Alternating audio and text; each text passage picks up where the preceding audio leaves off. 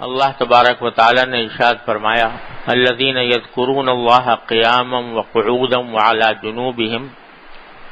ویتفکرون فی خلق السماوات والارض۔ عقل رکھنے والوں کی تعریف کرتے ہوئے فرمایا ہے کہ یہ وہ لوگ ہیں جو اللہ تعالیٰ کا ذکر کرتے ہیں کھڑے بھی، بیٹھے بھی اور لیٹے بھی، اور آسمانوں اور زمین کی تخلیق کے بارے میں غور کرتے ہیں۔ اور رسول اللہ صلی اللہ علیہ وسلم نے فرمایا لِكُلِّ شَيْءٍ ثَقَالَةٌ وَثَقَالَةُ الْقَلْبِ ذِكْرُ اللَّهِ، کہ ہر شے کی ایک چیز ثقل کرنے والی ہوتی ہے، یعنی چمکانے والی ہوتی ہے، اور قلوب کو چمکانے والی چیز اللہ کا ذکر ہے۔ ذکر کے معنی لغت میں یاد رکھنا ہے، اس کا مقابل نسیان یعنی بھول جانا ہے۔ یاد رکھنا دو طرح سے ہوتا ہے،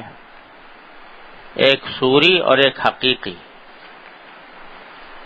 صوری زبان سے یاد کرنے اور نام لینے کو کہتے ہیں، اور حقیقی ادائے حقوق کو کہتے ہیں۔ ذکر لسانی یعنی زبان سے یاد کرنا بھی ذکر اللہ کا ایک فرض ہے مگر ناقص، اور ذکر حقیقی ذکر اللہ کا فرض کامل ہے۔ اگر دونوں جمع ہو جائیں یعنی ادائے حقوق کے ساتھ ذکر لسانی بھی ہو تو سبحان اللہ درجہ اکمل ہے۔ غرض کوئی خیر دنیا و آخرت کی نہیں ہے جو ذکر اللہ میں نہ آ گئی ہو۔ یہ جو بار بار عرض کرتا ہوں کہ اپنے سوچ کا رخ موڑنے کی ضرورت ہے کہ دن رات ہم جو دنیا کے کاموں اور دنیا کی راحتوں اور اس کی لذتوں کے خیال میں مگن رہتے ہیں، ان خیالات کا رخ اللہ جل جلالہ کی طرف، اللہ تبارک و تعالی کے ذکر کی طرف اور اللہ تبارک و تعالی کی نعمتوں کی طرف موڑنا چاہیے، اور اس رخ موڑنے کے نتیجے میں انشاءاللہ اللہ تبارک و تعالی کے سے دن بدن قرب حاصل ہوگا۔ اللہ تبارک و تعالی ہمیں آپ کو سب کو اس کی توفیق عطا فرمائے۔ لیکن یہ جیسا پہلے بھی عرض کیا تھا، یہ ایک لمحے میں، ایک دن میں، ایک دم سے یہ بات نہیں ہوتی، کیونکہ انسان کے خیالات جو ہیں وہ اس کے اختیار میں نہیں ہوتے، اکثر و بیشتر غیر اختیاری طور پر خیالات آتے رہتے ہیں۔ لیکن اللہ تبارک و تعالیٰ کی سنت یہ ہے اور تجربہ بھی یہ ہے کہ جس چیز کی اہمیت زیادہ ہوتی ہے اور جس سے محبت زیادہ ہوتی ہے اس کا خیال زیادہ آتا ہے۔ اگر انسان کو اپنے پیسے کمانے کی اہمیت ہے دل میں اور دنیاوی راحت و آرام کی اور لذتوں کی اہمیت دل میں ہے تو اسی کے خیالات زیادہ آئیں گے۔ کسی شخص سے، کسی ذات سے، کسی کام سے، کسی چیز سے محبت ہے تو اس کے خیال زیادہ آئیں گے۔ تو اللہ تبارک و تعالی کے حضور پیش ہونے اور اللہ تبارک و تعالی کے سامنے جواب دہ ہونے کی اہمیت جب دل میں بیٹھے گی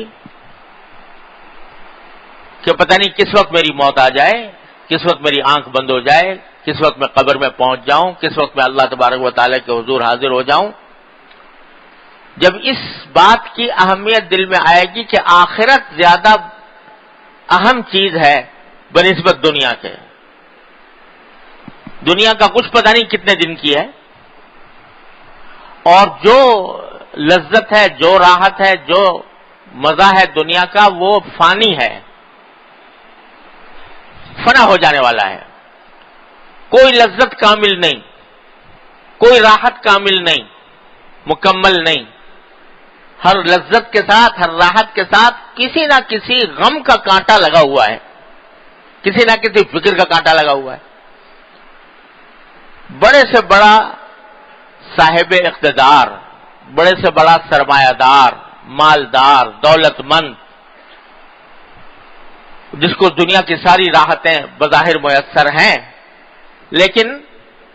اس کو بھی غم سے اور فکر سے چھٹکارا نہیں، بلکہ عام طور سے دیکھا ہے گیا جتنا زیادہ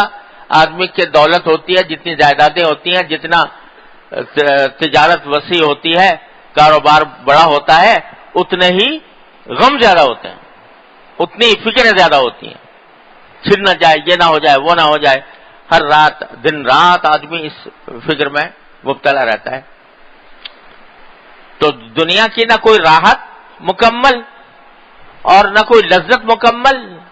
ہر ایک کے ساتھ غم کا، فکر کا کانٹا لگا ہوا ہے۔ اور آخرت اول تو دائمی، ہمیشہ کے لیے ہے، کبھی ختم نہ ہونے والی، اور اس میں اگر اللہ تبارک و تعالی اپنے فضل و کرم سے، اپنی رحمت سے نواز دیں اور اہل جنت میں شامل فرما لیں، تو صرف ایک نعمت کا آپ تصور کیجئے جو قرآن کریم میں بیان فرمائیے، لا خوف علیہم ولا هم یحزنون، اور بھی کچھ نہ ہو، صرف یہ نعمت کہ نہ کوئی خوف، آئندہ کا کوئی خوف نہیں، یہ ہو جائے گا وہ ہو جائے گا، کوئی فکر نہیں، خوف نہیں، ولا هم یحزنون، اور نہ کبھی غم ہے کہ پیچھے کیا ہوا تھا کیا نہیں ہوا تھا، سب غم مٹ گئے، سارے خوف مٹ گئے، اور کچھ بھی نہ ہو تو انسان کا خوف اور غم سے خالی ہو جانا یہ اتنی بڑی عظیم نعمت ہے کہ آج ہم اس کی کا تصور بھی نہیں کر سکتے۔ اس واسطے کبھی لمحہ کوئی ایسا آیا نہیں زندگی میں کسی بھی انسان پر کہ نہ اس کو خوف ہو اور نہ حزن ہو، نہ کوئی غم ہو، ایسا لمحہ آج تک کسی انسان پر آیا نہیں۔ تو جب ایسی کیفیت ہو جائے کہ نہ خوف ہو، نہ حزن ہو، نہ غم ہو، تو اور یہ نعمت ہی اتنی بڑی ہے کہ کچھ اس کا حد و حساب نہیں۔ تو اگر اللہ تبارک و تعالی آخرت کی اہمیت دل میں ڈال دے، جس کو قرآن کریم میں فرمایا کہ وہ تؤثرون حیات الدنیا والآخرۃ خیر وابقی، تم دنیاوی زندگی کو ترجیح دیتے رہتے ہو ہر وقت، حالانکہ آخرت خیر بھی ہے، یعنی سراپا خیر ہے، اس میں کوئی شر کی آمیزش نہیں، راحت ہی راحت ہے، لطف ہی لطف ہے، اور لذت ہی لذت ہے، وہ خیر بھی ہے، وابقی، اور پائیدار بھی ہے کہ ہمیشہ رہنے والی ہے، کبھی ختم نہیں ہونے والی۔ تو اللہ تبارک و تعالی اپنے فضل و کرم سے آخرت کی اہمیت اگر دل میں بٹھا دے تو پھر جس چیز کی اہمیت ہوتی ہے اس کا خیال بھی زیادہ آتا ہے کہ اس کو میں درست کروں، اس کو بہتر کروں۔ دوسرے،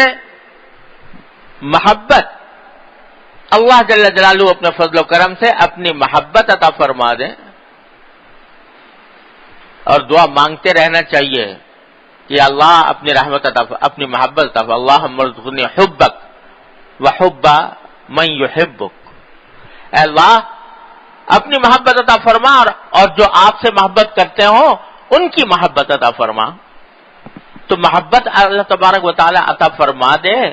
تو جس چیز کی محبت ہوتی ہے اس کا خیال زیادہ آتا ہے، اس کا خیال زیادہ آتا ہے۔ تو اس لیے دو چیزیں ضروری ہیں اپنے خیالات کا رخ تبدیل کرنے کے لیے، ایک آخرت کی اہمیت اور دوسرے اللہ تبارک و تعالی کی محبت۔ ان دونوں چیزوں کو پیدا کرنے کے لیے ایک چیز ہے جو معین اور معاون ہوتی ہے، مددگار ہوتی ہے، اور وہ ہے ذکر لسانی، اللہ تعالیٰ کا ذکر۔ جتنا جتنا اللہ تعالیٰ کا ذکر کیا جائے گا اتنا ہی اللہ تبارک و تعالی سے قرب بڑھے گا۔ قرآن کریم نے فرمایا کہ اذکرونی اذکرکم، میرا ذکر کیا کرو، میری یاد کیا کرو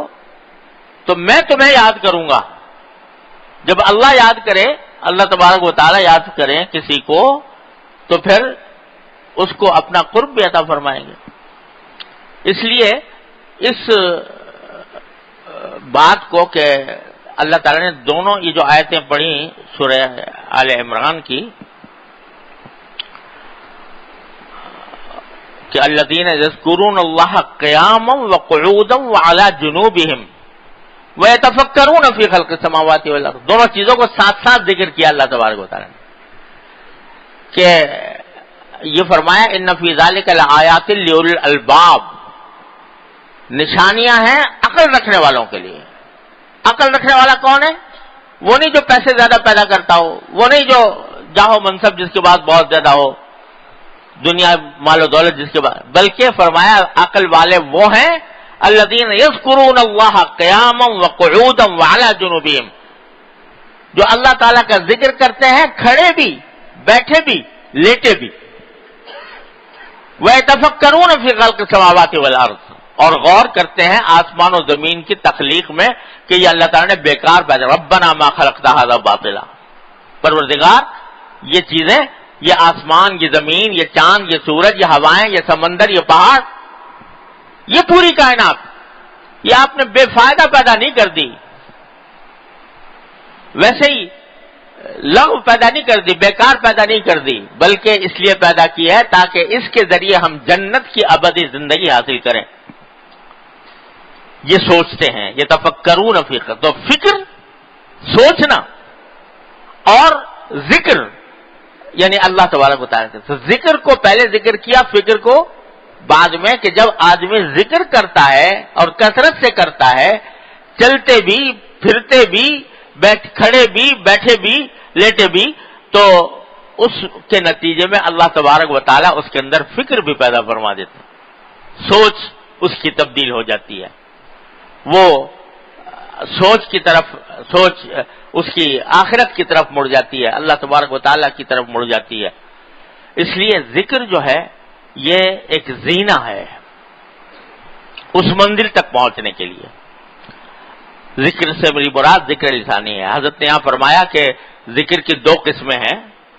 ایک ذکر لسانی یعنی زبان سے ذکر کرنا، اور ایک ذکر قلبی یعنی قلب سے ذکر کرنا۔ زبان سے ذکر کرنے کے معنی تو یہ ہے کہ کوئی نہ کوئی ایسا اللہ تبارک و تعالیٰ کا آدمی نام لیتا رہے، اللہ تعالیٰ کی تعریف میں جو کلمات ہیں، سبحان اللہ، الحمدللہ، لا الہ الا اللہ، یہ کلمات زبان پر اس کے آتے رہیں۔ اور ذکر قلبی کے معنی یہ ہے کہ اس کا دل اللہ تبارک و تعالیٰ کی طرف لگا ہوا ہو، اور اس کا مظاہرہ اس طرح ہوتا ہے کہ جتنے اس کے ذمہ حقوق ہیں سب ادا کرے، اللہ تعالیٰ کے حقوق ادا کرے، اپنے بندوں کے جو حقوق اللہ تبارک و تعالیٰ نے اس کے ذمہ رکھے ہیں ان کو ادا کرے، اور اللہ کی رضا کے لیے ادا کرے۔ تو یہ ذکر قلبی کا ایک بڑا وسیع مفہوم ہے، لیکن زینہ اس کا یہ ذکر لسانی ہے۔